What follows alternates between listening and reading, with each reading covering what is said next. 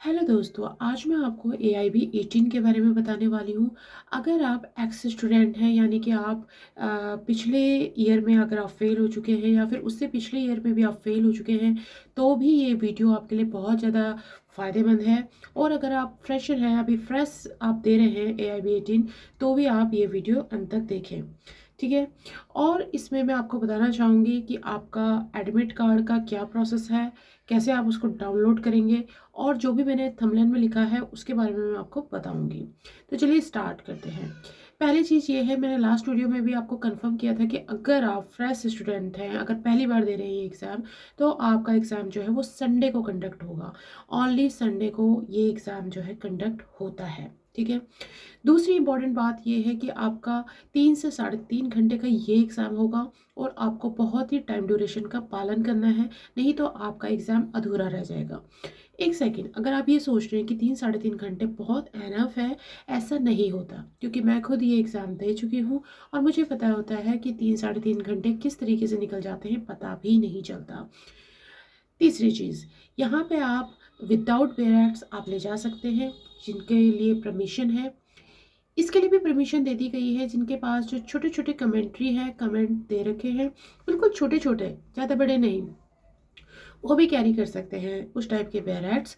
लेकिन अगर आपके बिल्कुल ही विदाउट बैरेट्स हैं, तो वो बहुत ही बढ़िया बात है, ठीक है।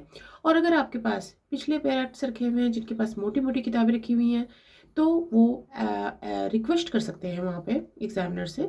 उनकी परमिशन पे डिपेंड करता है, वो देते हैं तो वेल एंड गुड है, नहीं देते हैं तो आप अपनी तैयारी कीजिए, ठीक है। ऑलमोस्ट वो परमिशन दे देते हैं, लेकिन बाकी आप फिर भी अपना जो है तैयारी करके घर से चलिए। अच्छा, ये थी बेयर एक्ट्स की बात। अब मेन बेयर एक्ट आपके जो भी हैं, आईपीसी, भारत का संविधान, कॉन्स्टिट्यूशन, और आपका सीपीसी, और आपका जो एविडेंस है, जिनमें से 10-10 नंबर का आना है, वो आप सामने रखेंगे, ठीक है। क्योंकि ये 3 साढ़े 3 घंटे जाते कहाँ हैं, किताबें पलटाने में। जो आपके पास बेयर एक्ट्स है, आप ढूंढते ही रह जाते हैं। अच्छा, आपको पकड़ना कैसे है? जैसे क्वेश्चन पेपर आपके पास आ चुका है, आप बैठ चुके हैं सीट पे, आपका बायोमेट्रिक हो चुका है, आपका फेस डिटेक्ट कर लिया गया है। अगर आप फ्रेश स्टूडेंट हैं तो आपको पता होना चाहिए कि आपका बायोमेट्रिक जो आपने डॉक्यूमेंट्स स्कैन किए थे, उसमें देखा जाता है कोई स्टूडेंट जो है उसकी जगह पे दूसरा स्टूडेंट तो नहीं बैठा है।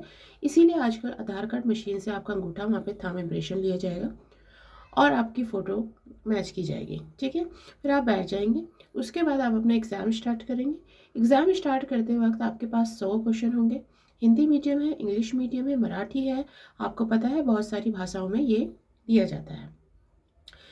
अब आप वहाँ पे बैठे हैं, अपना एग्ज़ाम दे रहे हैं। इंग्लिश कंपलसरी है, इंग्लिश में आएगा ही आएगा। बाकी आपने जो लैंग्वेज चूज़ की है, मराठी की करी है, गुजराती करी है, बंगाली करी है, जो भी करी है, वो आपके पास एडिशनल आगे, इस पेज पे इंग्लिश, इस पेज पे जो भी आपने लैंग्वेज, हिंदी ली है तो हिंदी आएगा। तो इंग्लिश कंपलसरी है। आप उसमें जो है आप देखेंगे, अगर आपने वो क्वेश्चन पढ़ लिया है, एक सपोज आपने पहला क्वेश्चन पढ़ा है, अब आपने उसमें देखा है कि ये बात हो रही है मर्डर के बारे में, तो ऑब्वियसली आप यहीं से अंदाज़ा लगा लेंगे, अगर आपने पढ़ी हुई हैं किताबें, तो ये आईपीसी में से, ठीक है, किस इस धारा के अंतर्गत 306, 307, जो भी धारा दे रही है, आपको कोई भी क्वेश्चन पूछ सकते हैं। फिर उसमें 4 ऑप्शन दिए होंगे, 4 ऑप्शन में से A B C D आपको करेक्ट भरना है।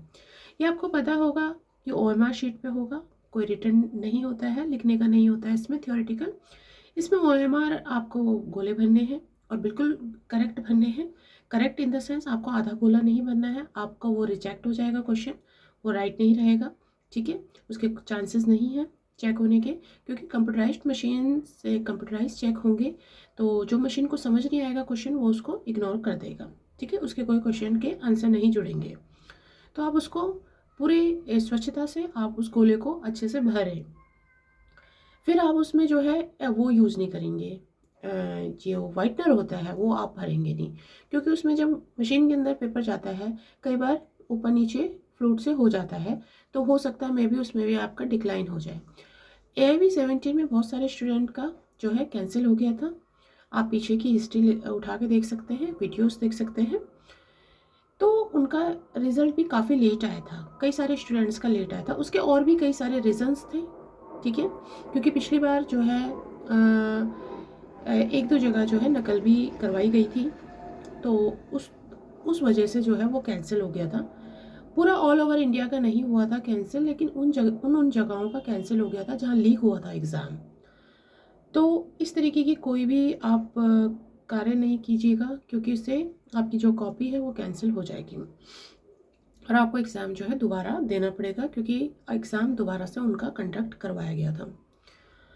अच्छा, इसमें जो ड्रेस कोड का है वो आप घर की ड्रेस में जा सकते हैं, कोई उसमें बाउंडेशन नहीं है, कैजुअल आप जा सकते हैं, आपका जो मन करे कैजुअल फॉर्मल आप जा सकते हैं।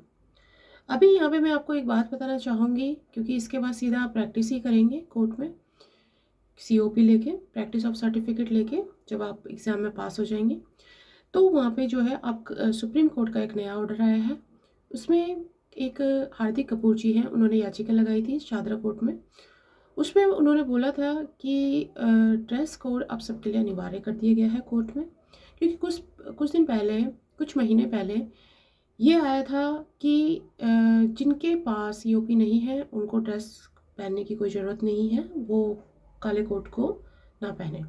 अभी ऐसा है कि अगर आप कोर्ट के अंदर हैं और आपका ये पेशा है, तो आप जो है, यही लेडीज़ों के लिए है, यही बॉयज़ के लिए है, जेंट्स के लिए है, आपको ड्रेस कोड का पालन करना पड़ेगा। वाइट बैंड अगर आप पेश कर रहे हैं अपनी बात को क्लाइंट के साथ, अपना जो केस है उसको पेश कर रहे हैं ऑनरेबल मजिस्ट्रेट के सामने या कोर्ट में हैं आप, तो आपको काला कोट पैंट और आपको वाइट पैंट का पालन करना पड़ेगा। चलिए, ये बात इससे लिंक नहीं करती है, फिर भी मैंने आपके नॉलेज में बता दिया है, क्योंकि ये भी रिसेंटली ऑर्डर आया है। अच्छा, इसमें आपका एडमिट कार्ड, मेन चीज़, आप एडमिट कार्ड के बारे में सोच रहे हैं, I know. Admit card dear friends अभी आपका रिलीज़ नहीं हुआ है, इसके लिए जो है आप थोड़ा सा वेट कीजिए, बस आने ही वाला है। ये किसी भी वक्त जो है वेबसाइट पर आपका अपलोड हो सकता है। जैसे ही PCI के थ्रू ये अपलोड होता है, तो मैं जल्द से जल्द आपको जो है इंफॉर्मेशन पहुंचाऊंगी। आप इस चैनल को सब्सक्राइब कीजिए विद बेल आइकन, ताकि आपको अपडेट मिल सके, ठीक है। अच्छा, ये थी एडमिट कार्ड की बात। अभी आप एडमिट कार्ड नहीं आया है। दूसरा ये है कि आपका जो एग्ज़ाम है वो डेट दोबारा से चेंज हो गई है। इसकी डेट जो है वो 10 दिसंबर अभी निर्धारित करी गई है, लेकिन कहीं ना कहीं हो सकता है मे बी अभी दोबारा से चेंज हो जाए। कुछ कह नहीं सकते PCI के रूल्स के बारे में, क्योंकि ये तीसरी बार चेंज हुई थी। और 10 दिसंबर जो है अभी हमारे सामने लेटेस्ट वाली डेट है, और 10 दिसंबर के पास अभी कोई और डेट आई नहीं है। और आशा करते हैं कि इस डेट के बाद कोई और डेट चेंज ना हो, क्योंकि इससे बार बार जो है शेड्यूल चेंज हो रहा है माइंड का भी, और स्टूडेंट्स भी सोच रहे हैं कि किस तरीके से जो है हमारे को एक डेट ही फिक्स होनी चाहिए, और उस अकॉर्डिंग जो है स्टूडेंट्स अपनी तैयारी करते हैं। अब आप तैयारी कैसे करेंगे? तैयारी के लिए आप सबके पास जो है वो 10 ईयर रखे हुए हैं। 10 ईयर आप सब 10 ईयर में से पढ़ रहे हैं, कुछ यूट्यूब की वीडियोस देख के पढ़ रहे हैं, सुन रहे हैं, ऑडियो सुन रहे हैं। आप 10 ईयर को तो पढ़िए पढ़िए, लेकिन इतना सफिशिएंट नहीं है। मैंने लास्ट वीडियो में भी बताया था आपको कि इसमें से आपका 5 से 6% ही आएगा।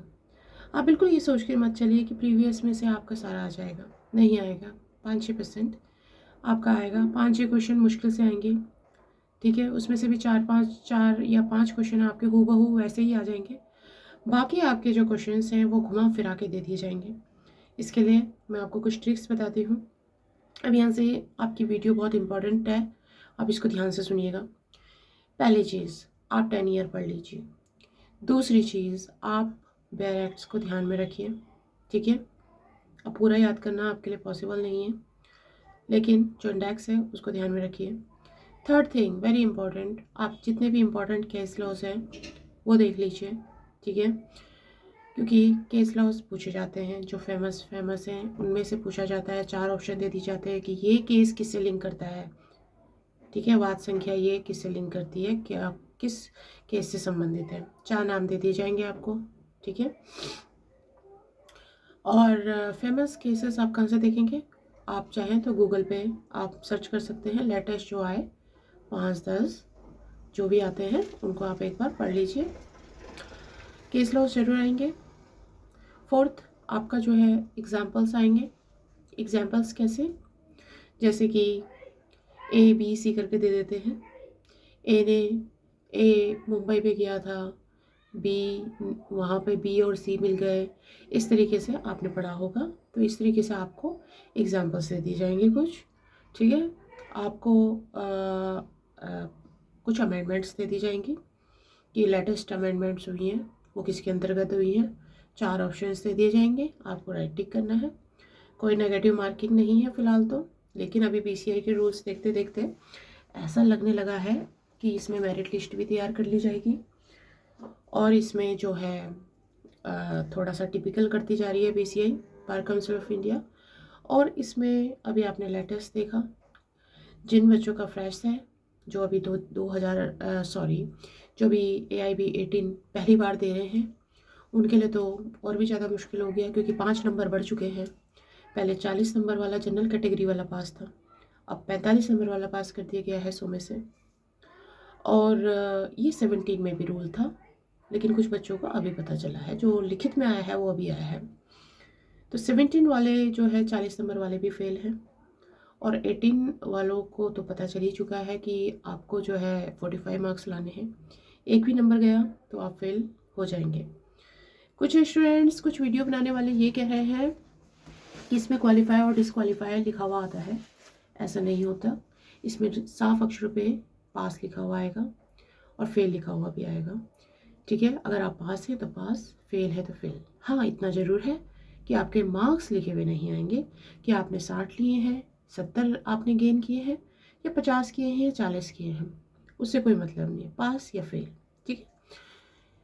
और इसमें और मैं आपको इम्पोर्टेंट बात क्या बता सकती हूँ, हाँ मैंने लास्ट वीडियो में भी जिक्र किया था, ठीक है।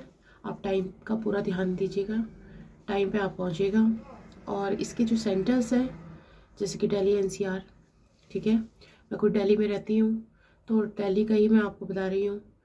दिल्ली NCR में आपने डाला हुआ होगा, कई स्टूडेंट्स ने गुड़गांव डाला होगा, नोएडा डाला होगा, और आपने ये फरीदाबाद में तो पड़ता ही नहीं है। आपका दिल्ली में कहीं भी किसी भी कोने में डाल सकते हैं दिल्ली का। और ये सेंटर्स ऐसे डालते हैं, बहुत ही मतलब कोने कोने में डाल देते हैं दिल्ली के, तो जाने आने में ही काफ़ी दिक्कत हो जाती है। इस चीज़ का आप ध्यान रखें। बाकी ये तो इंडिया के सारे कोनों के बच्चे इसको दे रहे होते हैं, और आप भी देख रहे होंगे स्टूडेंट्स। मैं तो basically I am from Delhi, तो आप इस चैनल को सब्सक्राइब कीजिएगा ताकि आपको अपडेट मिल सके। और इसमें इम्पोर्टेंट बातें यही है कि आपको जो है ओपन कहने के लिए है, बेयर एक्ट्स जो है आप सिर्फ नाम के लिए है कि इसमें से देखेंगे, आप देखेंगे, आपको अंदाज़ा लगाना पड़ेगा। अगर आपने बुक्स ही नहीं पढ़ी तो आपको पता ही नहीं चलेगा ये क्वेश्चन आया है कहाँ से है। अब सपोज़ आप CPC में से एक क्वेश्चन आ गया, वो मैं आपको बता रही हूँ।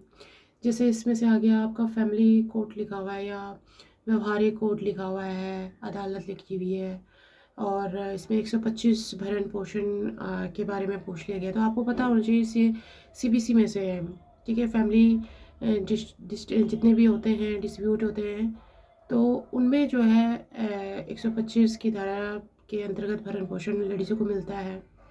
अब कोई किशोर का है तो वो आपको पता होना चाहिए, है ना। तो ये सारी चीज़, कुछ टिपिकल आपको क्वेश्चन में से वर्ड्स छांटने पड़ेंगे कि ये क्वेश्चन, ये शब्द जो है इस बेयर एक्ट में से। अब वो आप देख लीजिएगा आप किस तरीके से ढूंढेंगे, ठीक है, क्योंकि ढूंढने का प्रोसेस नहीं पता चलता काफ़ी सारे स्टूडेंट्स को। तो ढूंढते ही ढूंढते आपके 5 मिनट, 4 मिनट, 2 मिनट ख़राब होते हैं। तो सबसे पहले तो आप उसको देख लीजिए कि भाई ये उसमें से है ही। गलत बुक उठा ली बाई चांस, तो वो भी गया आपका, वो समय भी गया, ठीक है। और अपने पेरेंट्स किसी को मत दीजिए, इसका एक रीज़न है। अगर आपने जल्दबाजी में अपने पेरेंट्स किसी को दे दिए, हेल्प कर ली, चलिए हेल्प करना अच्छी बात है, आप दे भी देते हैं तो कोई बात नहीं, लेकिन ध्यान रखिएगा वापस लेना, ठीक है। क्योंकि आपके जो पेरेंट्स हैं, आपको पता है कॉस्ट 2-3 हज़ार रुपये। कई बार क्या होता है कि भूल जाते हैं, लेन देन में भूल जाते हैं लेना देना, तो वो क्या होता है, वो कहीं से कहीं चला जाता है। उसने किसी और को दे दिया, उसने किसी और स्टूडेंट को दे दिया। तो अच्छा रहेगा कि अपनी अपनी किताबें आप अपने पास ही रखें। और ये तो सबको ध्यान में होता है कि अपनी बुक्स, अपने बैग अपने पास रखने हैं। अगर आपके पास 16-17 बैरियर्स नहीं है तो आप मेन ले जाइए, वो भी सफिशिएंट है। 16-17 इसलिए बोल रही हूँ मैं, मैं एनुअल मोड की बात कर रही हूँ। जैसे कि first year, second year, third year है तो उसमें आप लगा लीजिए आपके 20-25 तो सब्जेक्ट हैं, ठीक है। आप सबके बैरियर्स हैं, मार्केट में अवेलेबल है। लेकिन उसमें अगर आप मेन देख लीजिए 10-10 नंबर के कौन से, 8-8 नंबर के कौन से, अगर उतने भी हैं आपके पास तो आप सिर्फ उतने ले जाइए, कोई फ़र्क नहीं पड़ता। लेकिन उनमें से आप ढंग से देख लीजिए। सिलेबस आप सबके पास है, ठीक है, सबके पास है ऑलमोस्ट सिलेबस। CRPC 10 नंबर का, कॉन्स्टिट्यूशन 10 नंबर का, CPC 10 नंबर का, एविडेंस भी मेरे ख्याल से 10 नंबर का है, IPC 8 नंबर के। तो ये सब चीज़ें आप देख लीजिए, ठीक है, किस तरीके से प्रिपरेशन करनी है। अगर आपको वीडियो अच्छा लगा हो, लंबी हो गई वीडियो, तो आप प्लीज़ इस चैनल को सब्सक्राइब कीजिए और आगे की वीडियोज़ के लिए मोटिवेशन दीजिए। Thank you so much.